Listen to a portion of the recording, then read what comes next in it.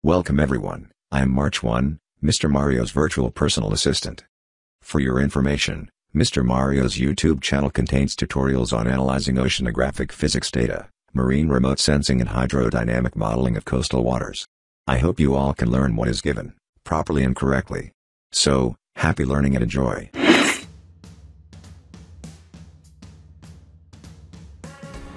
Assalamualaikum warahmatullahi wabarakatuh. Selamat pagi, selamat siang, selamat sore, dan selamat malam buat semuanya. Di video kali ini kita akan memberikan tutorial mengenai pembuatan model hidrodinamika yang terdiri dari arus, gelombang laut, transport sedimen, dan perubahan garis pantai secara 2 dimensi. Namun nanti akan ada juga yang 3 dimensi, tapi kali ini kita akan bahas yang 2 dimensi dan dimulai dari model hidrodinamika untuk arus laut. Kemudian nanti akan ada juga tutorial tentang analisis perubahan garis pantai menggunakan citra satelit. Kemudian nanti akan ada tutorial tentang analisis kerentanan pantai setelah modul hidrodinamikanya selesai. Sebenarnya modul kali ini itu akan sebenarnya mirip dengan modul-modul video yang sudah pernah saya upload sebelumnya, hanya saja video sebelumnya itu lebih kepada video-video yang atau modul yang singkat. Artiannya di sini adalah secara cepat aja dibuat, tidak terlalu membahas detail tiap stepnya karena untuk kebutuhan praktikum mahasiswa saya, karena kita masih kuliah melalui daring atau online, sehingga pengerjaan modul praktikum mesti saya ubah mediumnya ke berbasis online gitu.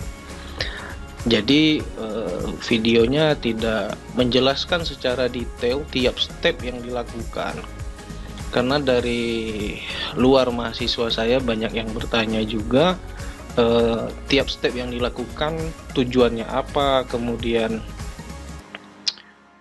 kelebihannya apa dengan menggunakan metode A, kekurangannya apa yang mana yang lebih bagus, metode A atau metode B atau metode segala macamnya. Nah, di modul kali ini tidak ada hubungannya dengan modul praktikum mahasiswa saya. Jadi ini video khusus memang untuk membahas tutorial pembuatan model hidrodinamika.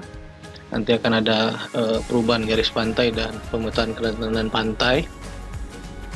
Namun kita akan selesaikan setelah modul tentang hidrodinamikanya selesai. Nah, dan bedanya kali ini adalah ini kita akan bahas secara general, jadi videonya mungkin akan agak panjang dan dibagi menjadi lebih banyak part, karena di tiap part itu akan menjelaskan, saya harapkan lebih detail. Semoga saya bisa menjelaskan secara lebih detail apa tujuan tiap step yang dilakukan, seperti itu. Sehingga nanti kawan-kawan semua yang membutuhkan atau menggunakan modul ini untuk entah itu sebagai pekerjaan kawan-kawan atau tugas akhir kawan-kawan yang mungkin masih mahasiswa, semoga bisa terbantu dan mengerti. Nah, untuk modul kali ini dia akan kita mulai dengan modul hidrodinamika untuk arus. Dan untuk modul ini saya bagi jadi 3 part besar.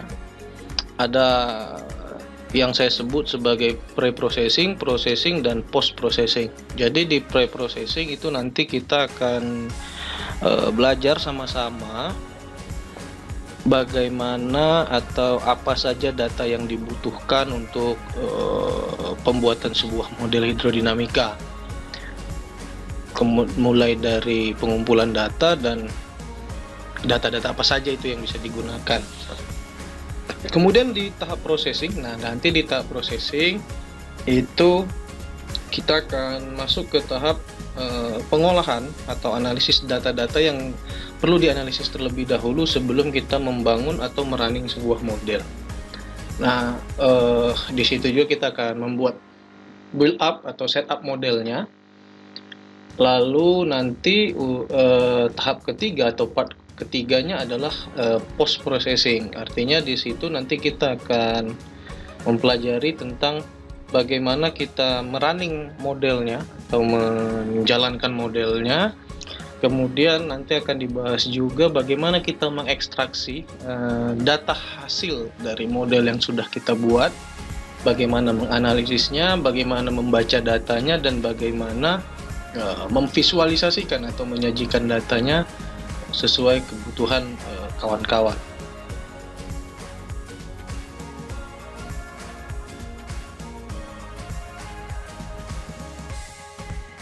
Oke, kita lanjut ke tahap pre-processing. Jadi di tahap ini kita mengumpulkan data, lebih tepatnya data-data yang digunakan sebagai data dasar dalam membuat sebuah model hidrodinamika. Nah, sumber data kalau untuk membuat sebuah model hidrodinamika itu saya mencoba mengelompokkan dalam 3 cara atau 3 model data. Yang pertama itu berdasarkan data hasil survei lapangan, data yang kita ambil atau kita ukur di lapangan. Kemudian ada data yang kita dapatkan dari mendownload di web penyedia data, ya. Kemudian yang terakhir itu kita bisa peroleh dari prediksi menggunakan software model itu sendiri. Namun untuk yang tahap terakhir itu tidak semua data bisa kita peroleh, artinya hanya data tertentu saja yang bisa diperoleh atau dikumpulkan melalui prediksi menggunakan software untuk pemodelan itu sendiri. Nah, data yang basic digunakan untuk pemodelan hidrodinamika itu yang pertama kita butuh data pasang surut, kemudian data batimetri atau data kedalaman perairan. Selanjutnya ada data posisi garis pantai atau data daratan wilayah pesisirnya yang kita bisa gunakan dari citra satelit atau menggunakan SHP wilayah yang ingin kita modelkan. Kemudian ada data arah dan kecepatan angin. Nah, ini kita bisa gunakan data yang dari web kalau kita tidak punya data seriesnya. Kita bisa ukur di lapangan, kemudian kita bisa gunakan data perekaman milik instansi atau lembaga semacam BMKG. Kemudian kalau untuk model arus, data yang umum digunakan adalah data itu. Nah, ditambah dengan data arus hasil pengukuran di lapangan.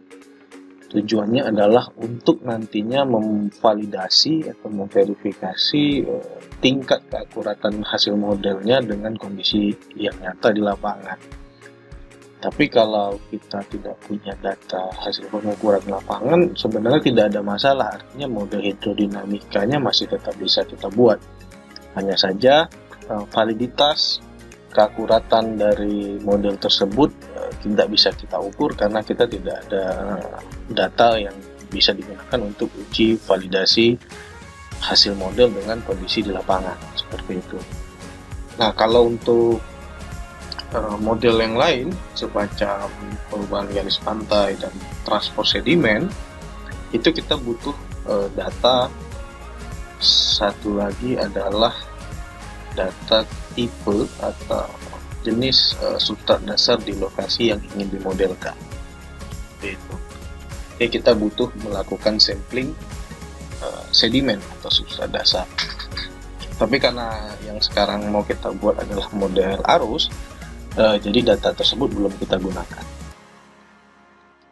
Oke, Kita mulai dari pengumpulan data pasang surut dulu ya. Nah, untuk data pasang surut, kita bisa prediksi dengan model, ya, seperti yang saya sampaikan tadi di awal. Kemudian kita bisa download di web penyedia data, atau kita langsung ukur di lapangan. Dan sebenarnya keunggulan dari pengukuran di lapangan adalah data kita ini bisa kita gunakan sebagai validasi dari data-data yang kita peroleh dari download atau prediksi seperti itu. Nah, di sini kita akan coba gunakan data prediksi pasang surut dari software pemodelan itu sendiri. Nah, yang mau digunakan di sini adalah menggunakan software dari Mike 21. Jadi pemodelan di sini kita akan pakai Mike 21. Kemudian akan ditunjukkan juga bagaimana kita memperoleh data pasang surut dari sumber lain seperti dari BIG ya. BIG itu juga ada yang pasang surut real time dan prediksinya juga. Nah, di sini akan ditunjukkan bagaimana cara memperoleh datanya. Nah, yang pertama, ini saya akan coba tunjukkan bagaimana kalau kita menggunakan data pasang surut dari BIG. Jadi kita tinggal buka browser dan masuk ke laman ini ya. Kemudian nanti akan tampil seperti ini. Nah, ini adalah web untuk data pasang surut milik BIG. Nah, di sini kita scroll ke bawah, kita bisa tentukan daerahnya. Ya, kita bisa tentukan daerahnya. Pertama bisa dari peta di sini ya, kita tinggal klik begini. Atau kita bisa gunakan koordinat langsung dari sini sesuai dengan yang kita miliki. Misalkan kita sempat lakukan prasurvei atau survei lapang, kemudian kita tagging lokasi pengukurannya dan kita bisa masukkan koordinat tersebut ke kolom ini. Jadi misalkan kita lakukan survei lapang selama 3, 5, atau 7 hari. Nah, sementara pasang surut yang baik itu artinya, dalam artian baik adalah kita mengukur pasang surut itu selain kita butuh data elevasi muka airnya dan periode naik turunnya air laut itu terjadinya pasang dan surut, kita butuh data kompleks dari pasang surut ini adalah tujuannya agar kita tahu bagaimana elevasinya dan pola dari pasang surut tersebut, sehingga karakteristik pasang surut yang berupa komponen harmoniknya itu atau konstanta pasutnya itu dan juga tipe pasutnya bisa jauh lebih akurat. Nah, karena pasang surut ini dia dipengaruhi oleh gaya tarik antara bumi, bulan, dan matahari. Nah, sebaiknya pengukuran pasang surut itu sekurang-kurangnya dilakukan selama 15 hari. Atau yang paling baik lagi adalah selama 1 bulan. Karena dia akan full atau kompleks, saya menyebutnya untuk 1 siklus bulan. Jadi karakteristik pasang surutnya jauh lebih bagus atau lebih akurat yang nantinya kita bisa peroleh. Memang sebenarnya pasang surut itu kalau untuk wilayah Indonesia sendiri itu sudah dibagi zonanya. Jadi kawan-kawan bisa tahu zona pasang surut di perairan Indonesia itu pembagian zonanya, sehingga sebenarnya di daerah manapun kita mau mengukur selama apapun untuk waktu tertentu atau bahkan periode tertentu ya, tipe pasang surut yang akan dihasilkan dari hasil analisis pasang surutnya akan sama. Yang membedakannya nanti adalah hanya amplitudo dan fasa dari komponen pasut atau konstanta pasutnya itu sendiri. Nah, tapi nanti secara tipe dia pasti akan sama. Nah, untuk tahu pembagian zona tipe pasang surut perairan Indonesia, kita bisa googling aja, ya. Kita bisa googling di sini, ya. Nah, ini pembagian zonanya nih, sudah dibagi seperti ini. Jadi untuk wilayah kita cari yang bahasa Indonesia kali ya, biar semoga ada. Nah, ini dia. Jadi kalau kita lihat di sini, wilayah Indonesia itu zona pasutnya sudah dibagi. Jadi ada yang harian ganda, artinya dalam siklus 1 hari itu terjadi 2 kali pasang dan 2 kali surut. Kemudian ada yang harian tunggal, ya. Harian tunggal ini yang hanya 1 kali pasang 1 kali surut.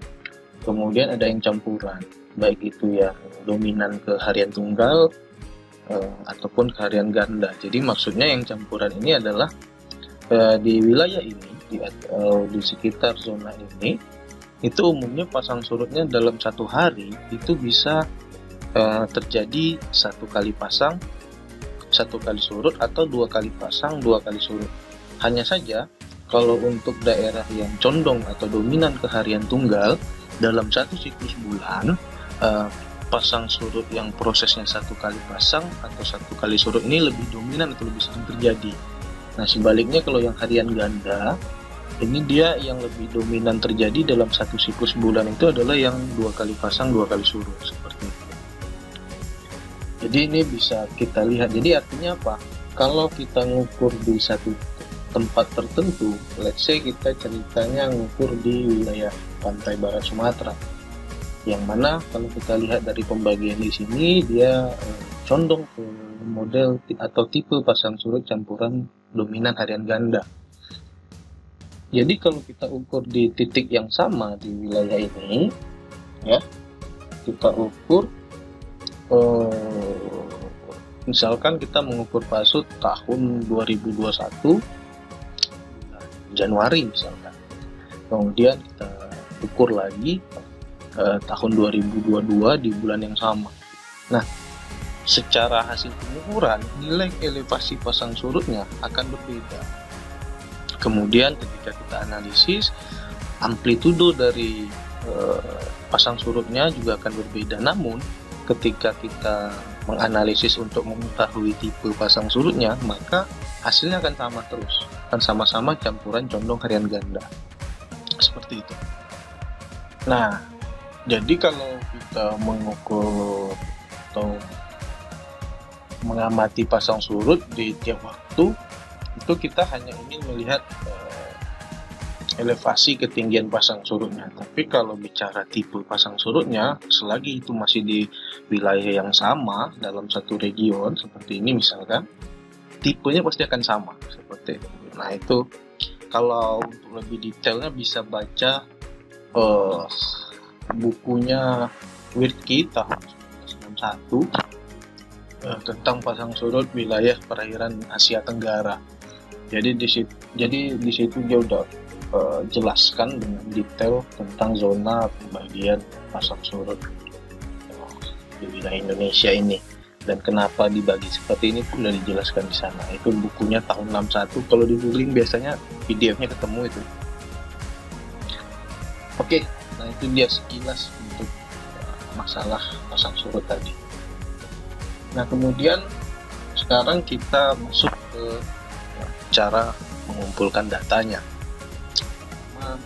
Kita pasang surut, kita di sini akan pakai prediksi model ini. Sebenarnya kita akan pakai yang prediksi dari Mike saja, tapi di sini saya juga akan tunjukkan bagaimana kalau kawan-kawan mau menggunakan data yang dari WIG, karena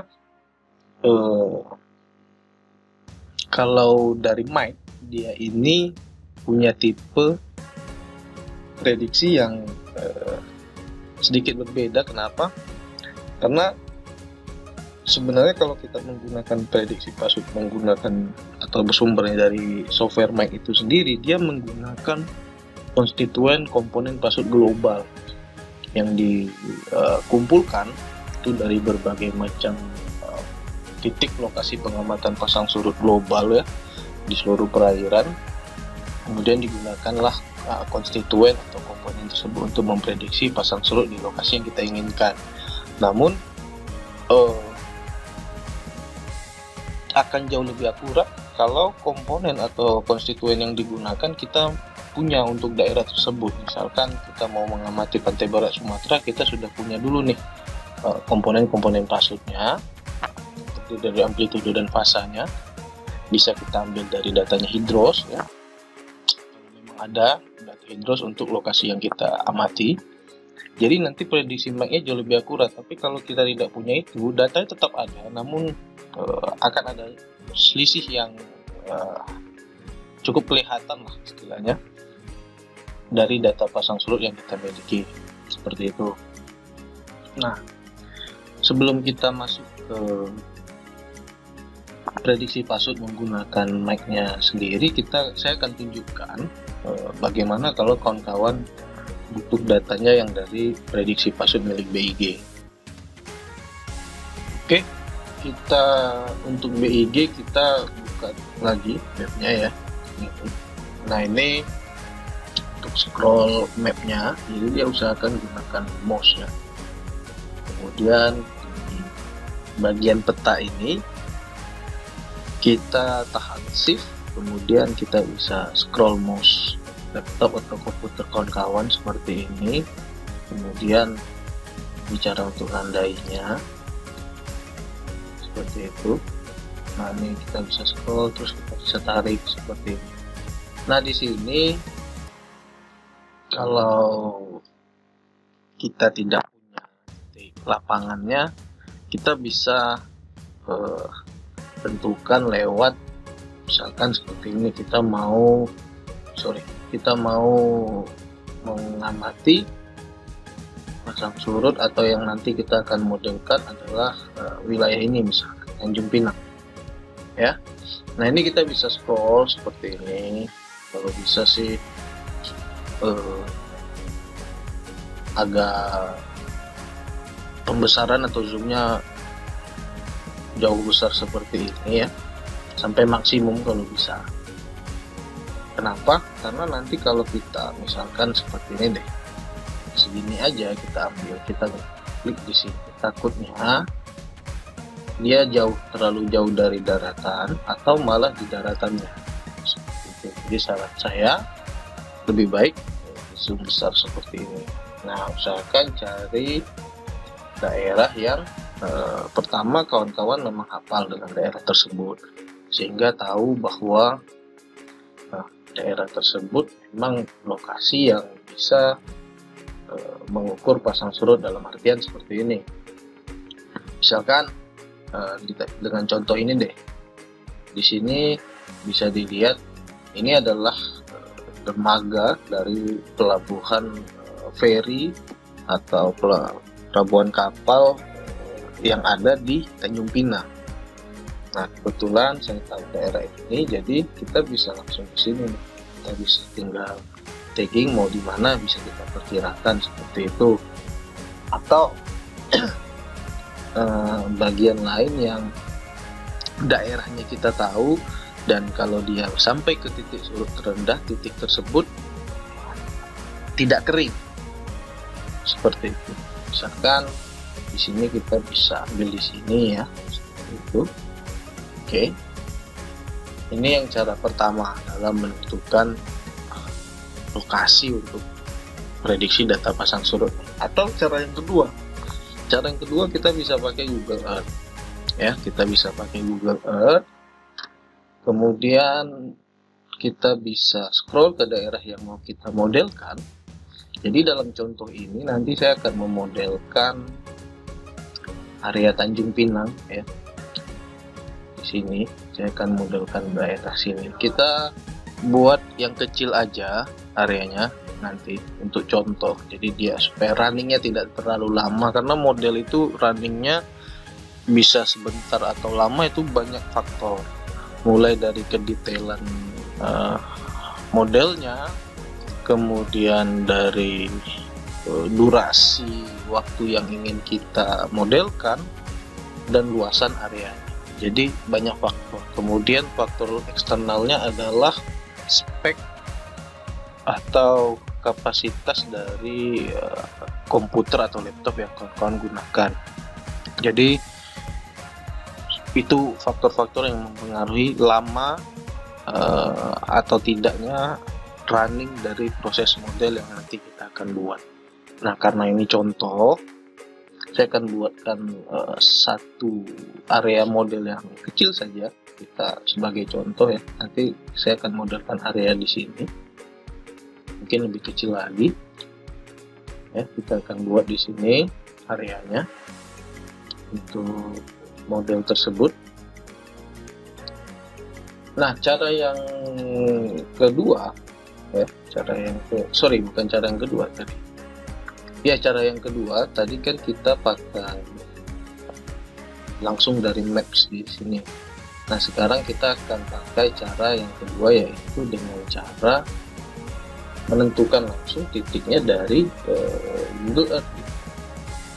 Ya, kita akan langsung tentukan dari sini.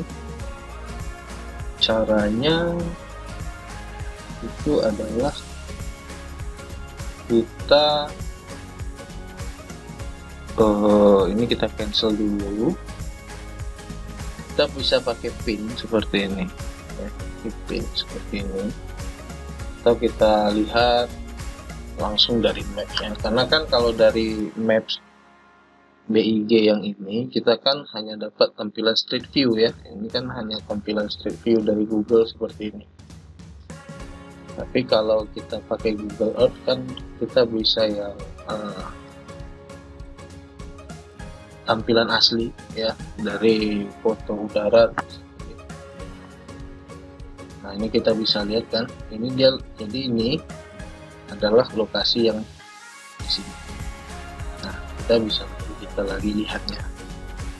Nah, misalkan kita mau titik untuk letak alat ukur atau titik yang mau diukur ya, di sekitar sini kita bisa pakai pin seperti ini. Zoom semaksimal mungkin. Kita bisa ambil di sini terserah yang mana. Tapi ingat, kalau ini kita jadikan titik ukur di lapangan, maka sebenarnya area dermaga yang menjadi tempat singgah dan tempat bersandar atau lalu lintas kapal ini sebenarnya nggak efektif untuk pengukuran pasur ya, karena akan terganggu oleh aktivitas di sekitarnya. Terganggu artinya walaupun datanya nanti ada biasnya, sebenarnya itu bisa difilter, data pasang surutnya bisa difilter nanti. Cuman kan ketika kita praktiknya di lapangan, ini akan mengganggu. Kalau nggak kita yang terganggu dengan aktivitas tersebut, maka aktivitas tersebut yang terganggu dengan kegiatan kita di lapangan. Tapi untuk sebagai contoh nggak apa-apa lah. Kenapa saya milih dermaga di sini? Karena kalau untuk area perairan kemungkinan besar ujung dari dermaga ini kalau surut dia tidak akan kering perairan seperti itu. Nah, kita anggap kita sudah menentukan titiknya deh, misalnya di sini ya. Nah, titik ini kita bisa ambil, kita bisa catat ya, kita buat notepad. Sebenarnya bisa kita ekspor aja, tapi lebih enak pakai notepad atau langsung di Excel gitu. Karena kita akan hitung koordinatnya mau kita konversi seperti itu. Nah, ini kita pakai notepad dulu ya. Di sini kita buat koordinat aja namanya. Oke, kemudian kita buka lagi Google Earth-nya. Kita buka Google Earth-nya, kita lihat di sini. Kita ambil dulu ini lintang ya, ini lintang utara ya. Kita tinggal masukkan di sini 0, 55, 57,47. Ini lintang utara, kemudian 104, 26, 18,96 Nah, informasi juga, tanda titik sebagai penanda desimal di sini ini punya pengaruh nih nanti ke koordinat-koordinat dan nilai-nilai yang dihasilkan dari modelnya. Karena begini, nanti kadang suka ada muncul error, data tidak running atau tidak keluar. Itu kadang bisa faktor di luar kesalahan bikin modelnya adalah tanda pemisah desimal ini. Jadi kalau yang baik sih sebenarnya pakai yang desimalnya titik. Nah, kalau ternyata laptop atau PC kawan-kawan menggunakan tanda pemisah desimalnya koma, tinggal disetting aja ganti tanda desimal itu titik. Karena kebanyakan software analisis data itu menggunakan pemisah desimalnya dengan tanda titik bukan tanda koma, seperti itu ya. Nah, ini udah. Kemudian ini kita minimize aja, nggak usah di close dulu. Nah, ini kan menggunakan format derajat menit detik ya. Kalau derajat 55 menit 57,47 detik lintang utara. Nah, sementara kalau kita buka webnya, ini dia menggunakan format decimal degrees ya. Jadi dia menggunakan format derajat desimal lah istilahnya. Nah, ini kita harus konversi dulu koordinat ini. Jadi kalau konversi koordinat ini dia pakai seperti ini, derajat ya, nilai derajatnya itu anggap kita ambil datanya ini ya, derajat artinya 0, derajat ditambah menit dibagi 60 ditambah detik dibagi 3600. Nah, ini rumus konversinya. Nah, ini lebih enak kalau kita kerjakan di Excel ya. Jadi nanti kita ada rumusnya, ada data hasil perhitungannya. Jadi kita buka Excel ya,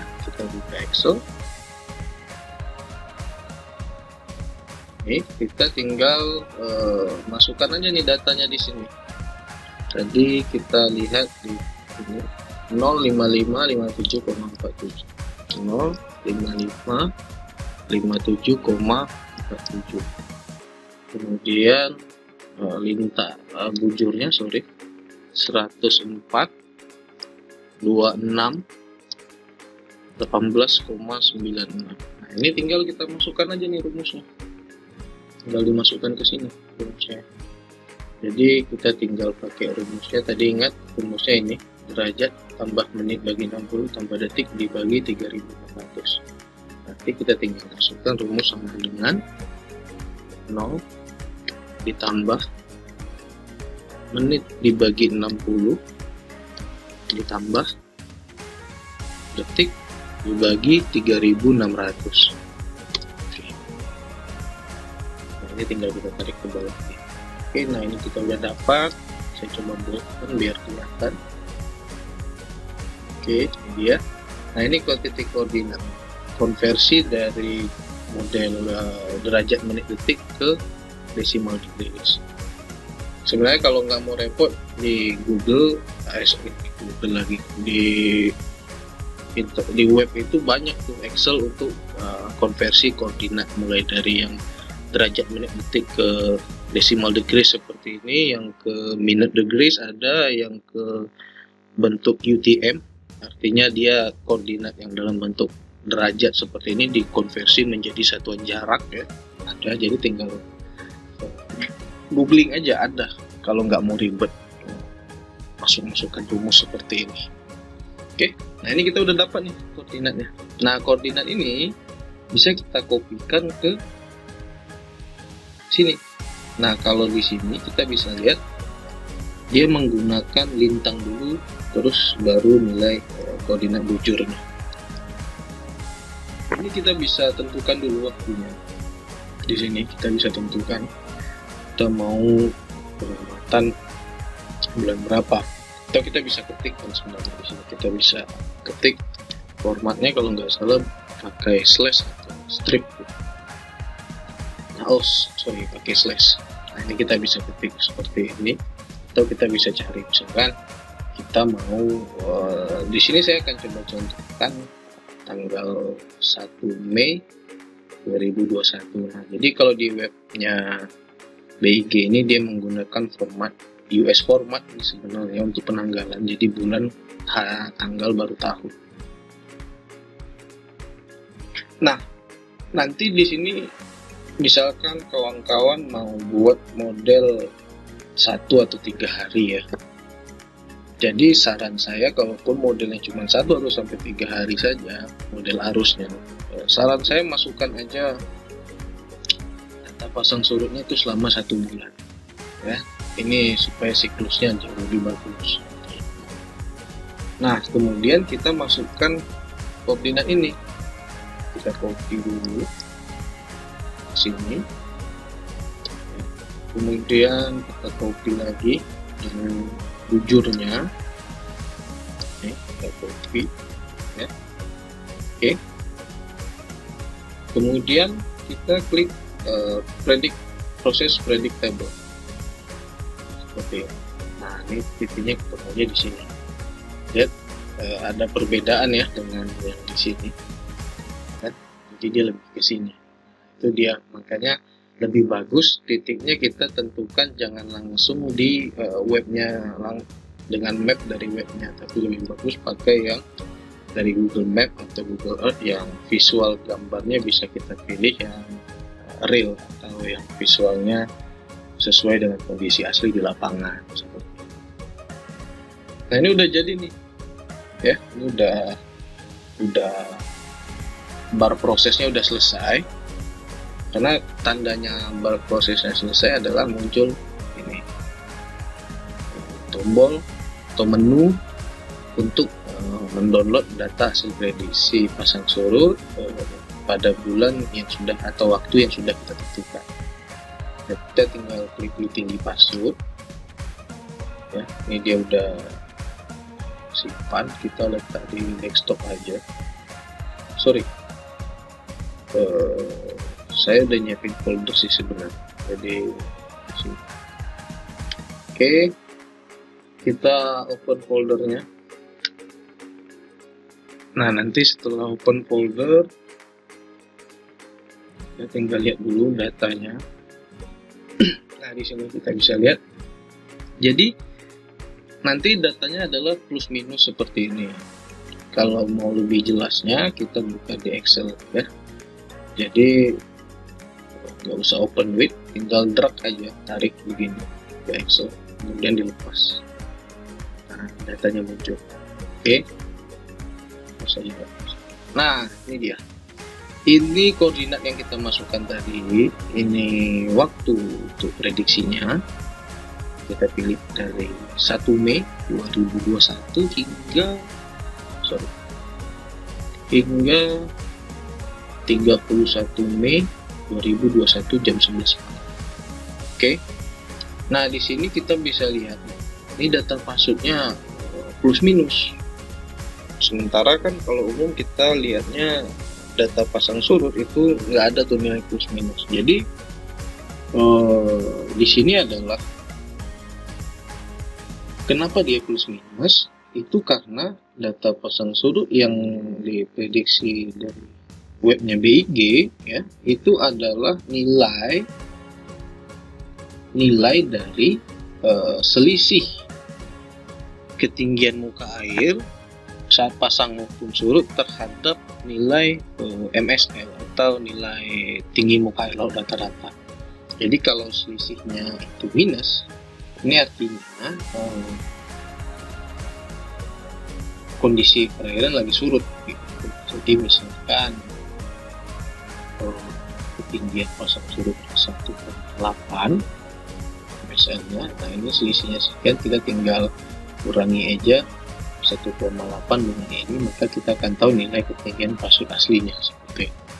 Nah, nanti kalau di mic, prediksi menggunakan mic itu nilainya plus minus begini juga. Jadi dia nilai pasang surut dalam bentuk selisih ketinggian muka air saat pasang maupun surut terhadap MSL atau mean sea level atau tinggi rata-rata muka air, seperti itu. Oke, nah sekarang kita udah punya data pasang surut. Ya, kita udah punya data pasang surut, kita akan konversi dan analisis ini nanti. Jadi tahap awal kita fokus mengumpulkan data yang akan digunakan untuk dibutuhkan dalam pembuatan model arus, seperti itu.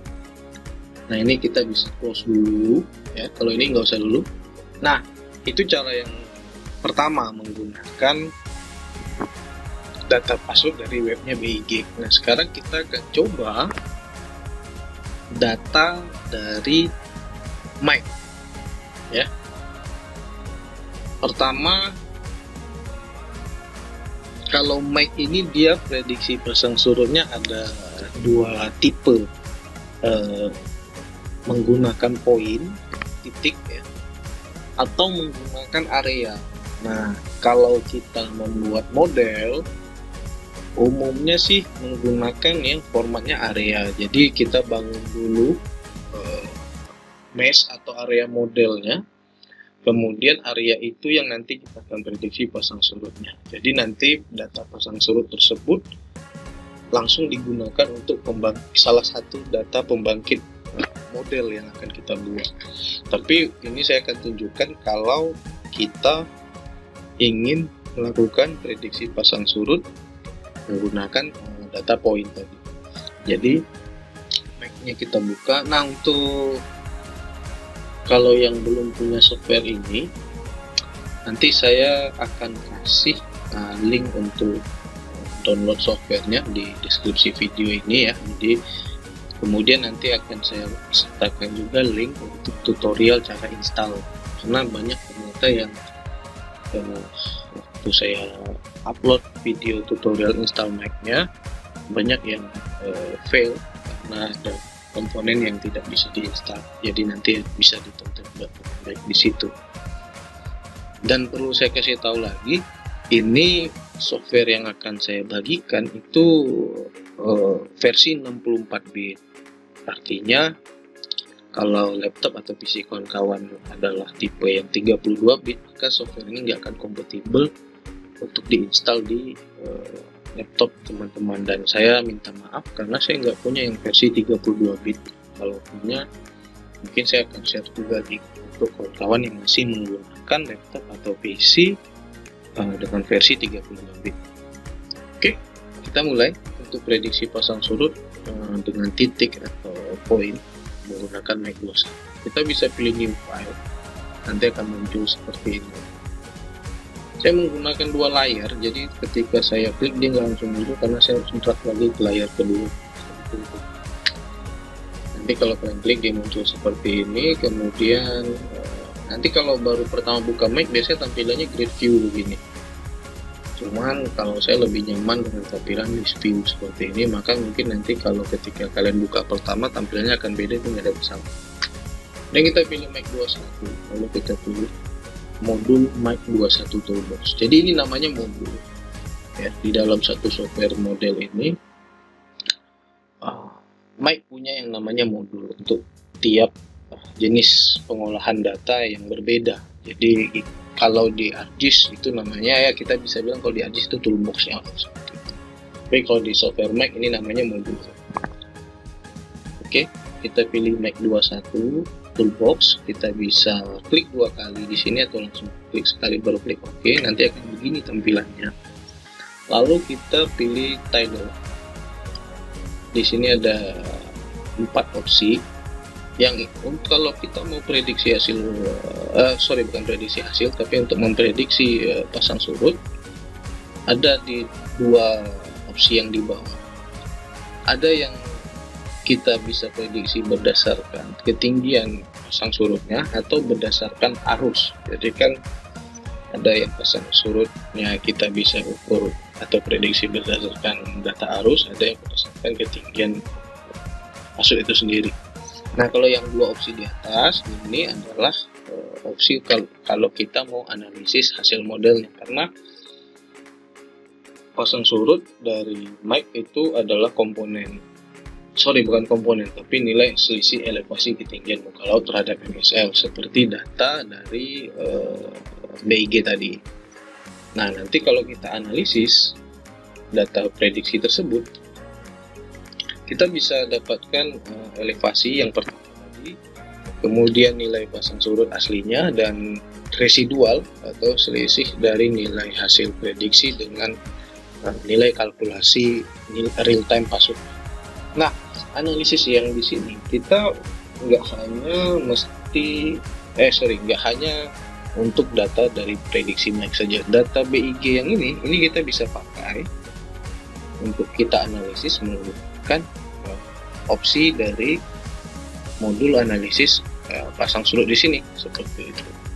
Jadi nggak mesti data yang dari Mike untuk dianalisis di sini, tapi data dari sumber lain pun bisa. Yang penting formatnya kita sesuaikan aja dengan format yang bisa dibaca oleh software ini, oleh Mike ini.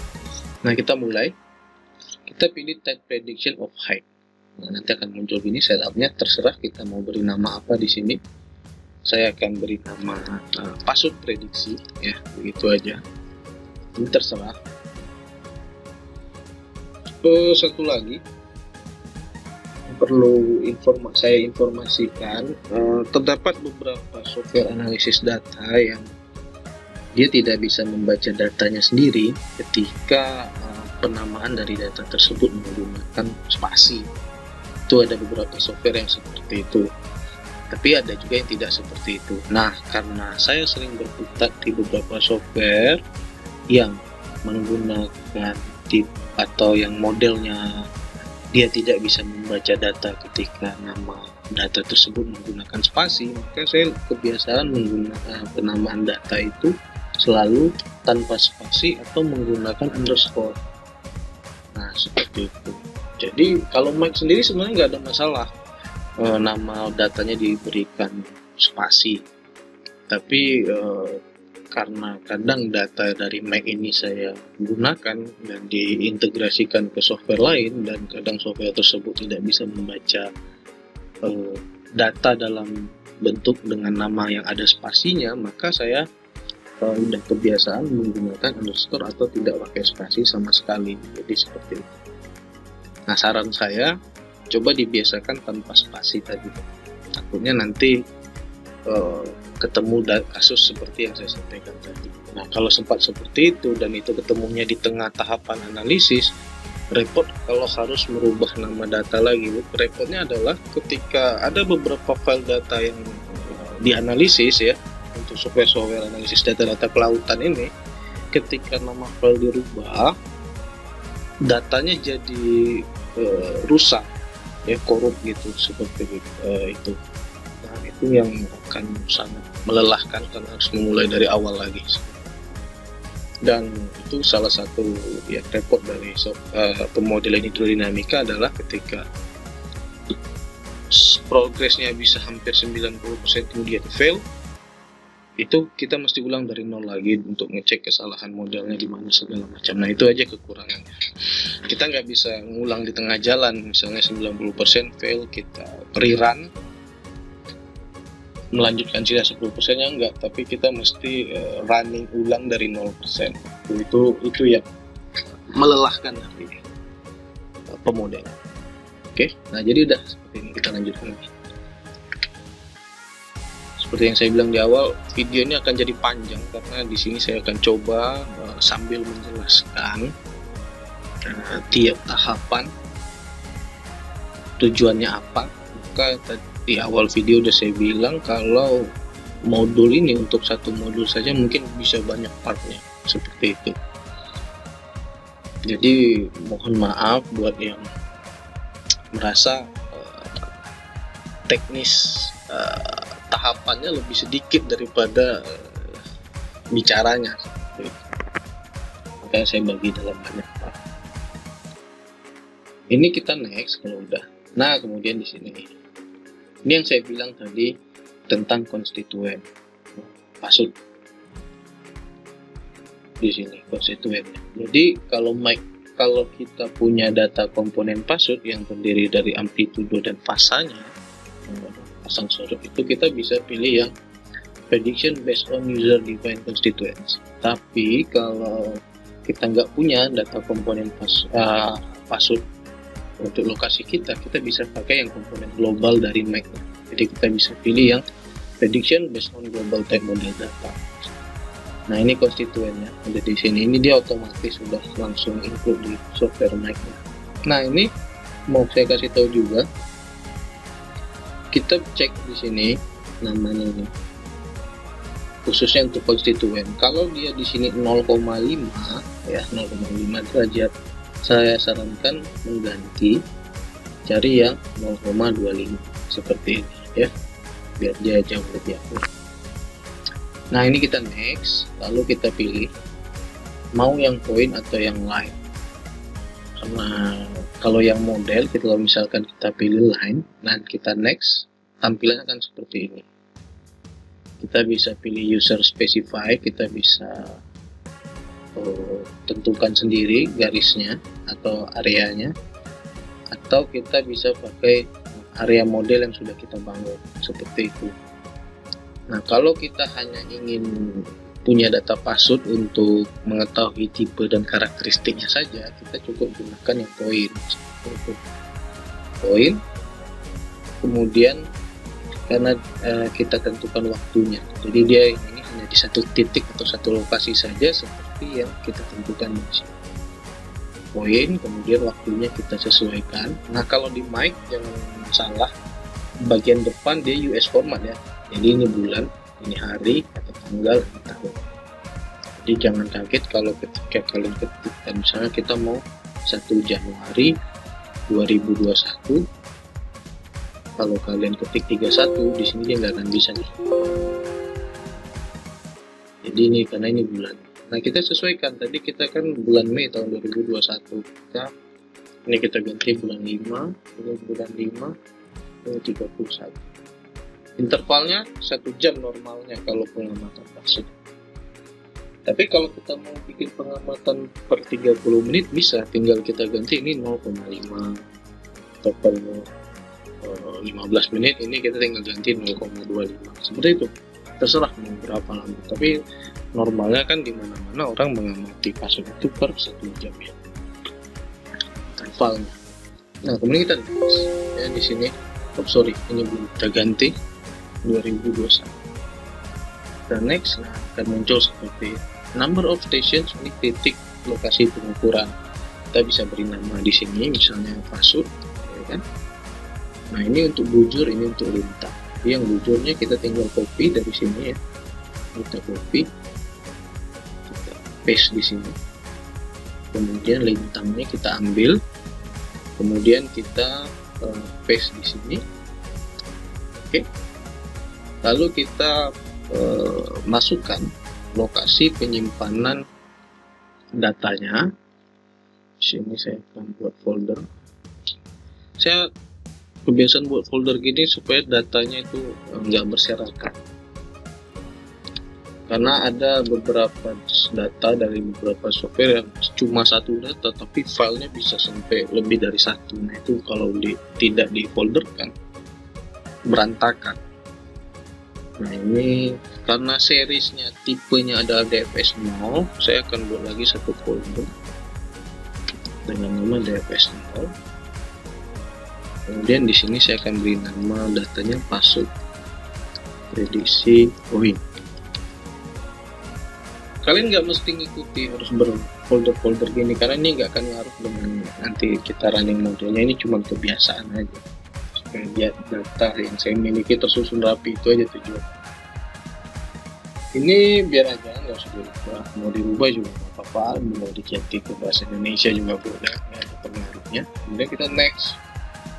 Nah, ini kita simpan di folder DFS 0-nya juga boleh.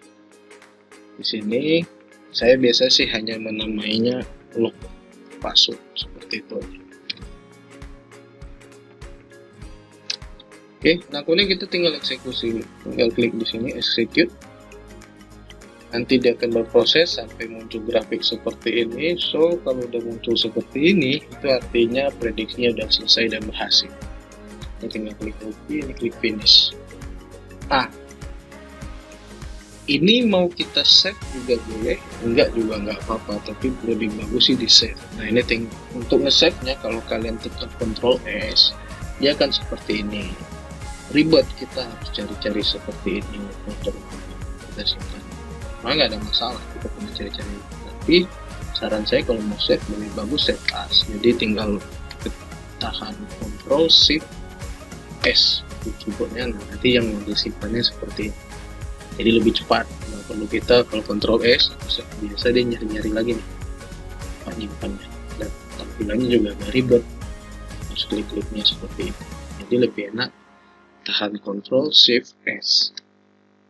Nah, kita bisa langsung tampil di sini. Nah ini formatnya 21T, maka saya pasti buat lagi folder seperti ini.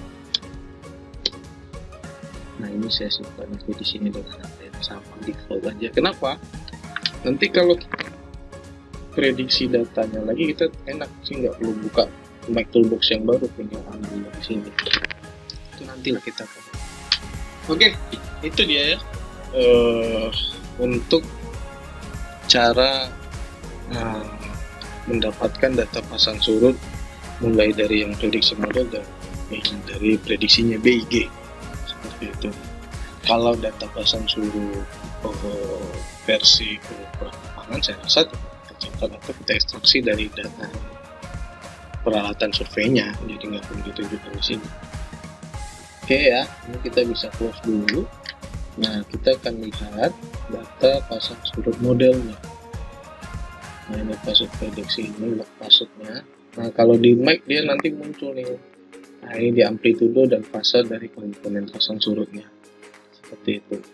Ambil yang di tengah ini ya, jangan yang atas. Kalau yang atas ini komponen globalnya Mac, jadi nilainya pasti sepertinya mirip-mirip seperti ini. Tapi kita ambil yang di sini, karena data kita itu untuk area kita ini konstituennya atau kotaknya. Nah kemudian kita lihat di sini hasil prediksi hasil modelnya ya. Kalau kita buka ini masih dalam bentuk elevasi, sama seperti data BIG tadi ya. Jadi dari sini kita bisa lihat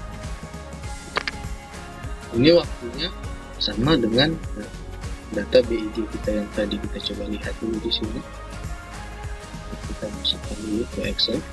Nah ini sama nih datanya nih. Modelnya plus minus juga dengan times yang sama ya, dengan time yang sama. Di sini kita bisa lihat sampai ke 31 Mei 2021 jam 11 malam. Kalau mic biasanya dia lebihkan 1 jam, jadi untuk siklusnya itu dia lebihkan, jadi sampai ke jam 12 dini hari untuk 1 Juni 2021 seperti itu nggak ada masalah, normal aja. Kemudian karena ini sama-sama elevasi, kita bisa compare. Mau kita langsung compare di sini atau di Excel juga boleh. Ini kalau mau compare di Excel, kita tinggal klik di sini ya. Kemudian kita Ctrl C aja ya. Lalu kita pindah ke sini, kita tinggal masukkan datanya ke paste ya, di kanan paste value seperti ini. Nah ini dia masih jadi satu nih datanya. Jadi kalau kita hapus ini, terhapuslah semua. Nah ini kita pisahkan dulu. Caranya, klik di data yang paling atas, tahan Ctrl, tahan Shift, lalu panah bawah pada keyboard seperti ini. Lalu pilih data, kemudian pilih text to column, pilih delimited. Kemudian kita lihat data ini dipisahkan dengan spasi, so kita akan pilih space di sini. Kita pilih next, kita pilih finish. Nah ini datanya. Untuk yang dari Mac, saya akan beri warna merah supaya memudahkan ya. Nah ini polanya. Jadi kalau kita grafikkan, kalau kita tampilkan dalam bentuk grafik, nanti polanya kelihatan seperti ini. Nah sekarang mau ditampilkan di Excel perbandingannya juga boleh, atau di Mac-nya juga bisa langsung. Untuk kita lihat di sini, kita bisa edit properties ya, kita bisa edit properties dan kita insert satu tabel lagi. Kita tinggal ketik BIG. Kemudian ini tinggal kita ganti sama dengan yang di atas, water level meter. Oke, nah nanti akan muncul tabel atau kolom baru. Kemudian untuk tampilan kita bisa edit properties font atau grafiknya. Nah ini grafik. Untuk yang password, poinnya kita bisa hilangkan display. So dia polos begini ya. Kemudian kita grafik lagi. Untuk yang BIG juga kita bisa pakai font, warnanya aja kita bedain. Oke, nah kemudian kita tinggal copy data pasang surutnya BIG ini nih. Elevasi ini nih, kita copy, kita masukkan di sini. Nah, kita bisa lihat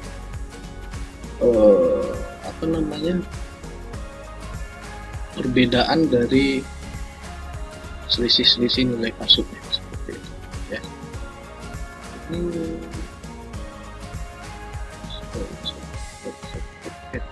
Nah, pen itu kita caranya sheetnya kita tahan di laptop terus kita scroll. Nah, kita bisa lihat ini selisih prediksi antara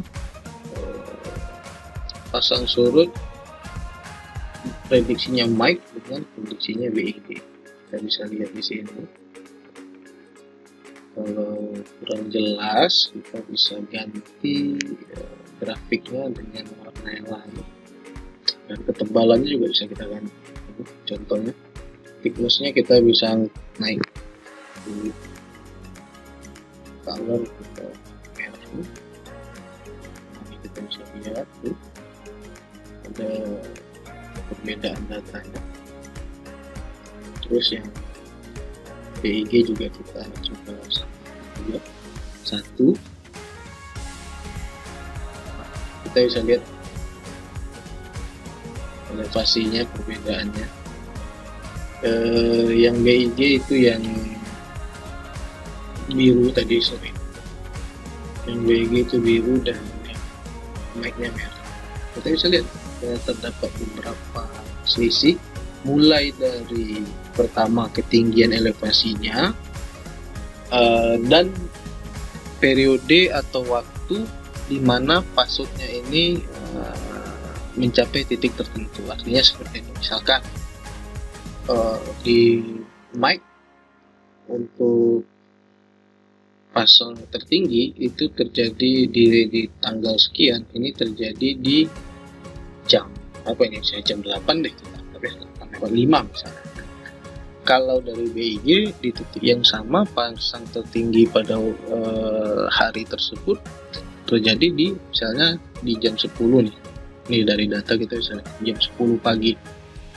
Sedangkan kalau dari mic ini mungkin sekitar jam 8 atau jam 9 ya kira-kira. Dulu di mic lambat 1 jam. Nah, seperti itu kira-kira seperti itu. Nah, tapi dia nggak akan selalu seperti ini. Maksudnya bisa saja yang BIG juga bisa jadi lebih lambat atau sama seperti itu. Nah, itu dia. Kita bisa langsung compare di sini. Nah, nanti untuk layout gampang, nanti kita di tahap akhir kita akan layouting.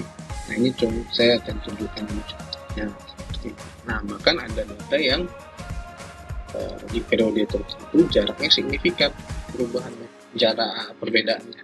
Tapi kalau kita perhatikan, antara data mic dengan data prediksinya BIG ini pola naik turunnya atau pasang surut di lokasi ini hampir sama. Saat mic pasang surut, yang BIG juga sama-sama surut walaupun si atau ketinggiannya berbeda. Tapi pola yang dibentuk kalau kita lihat kan hampir sama. Nah, jadi kita bisa lihat kalau mau lihat solo atau single, kalau nggak salah ini kita bilangkan bisa apply dulu. Nah, kalau kita coba dulu BIG juga, kalau kita lihat polanya hampir sama seperti itu. Oke, ini kita bisa set karena Oke, kita bisa buat. Oke, nah untuk data pasang surut seperti itu kita bisa dapat. Nah, ini belum kita analisis ya, karena tahap modul ini kita masih ngumpulin data terlebih dahulu. Nah, untuk video pertama ini sampai ke tahap pengumpulan data pasang surut dahulu. Nah, modul kedua ini akan masuk ke pengumpulan data anginnya, ya, data angin seperti itu. Jadi karena kalau dikumpulkan semua nih di sini, waduh, kepanjangan videonya ntar, lama. Karena tadi saya bilang saya menyertakan penjelasan yang bisa saya coba jelaskan ya tentang tiap step tadi. Semoga video ini membantu ya, dan terima kasih buat kawan-kawan yang sudah mau melihat nonton video ini. Semoga bermanfaat untuk segala keperluan kawan-kawan semua. Selamat siang di sini, semoga selalu sehat. Assalamualaikum warahmatullahi wabarakatuh.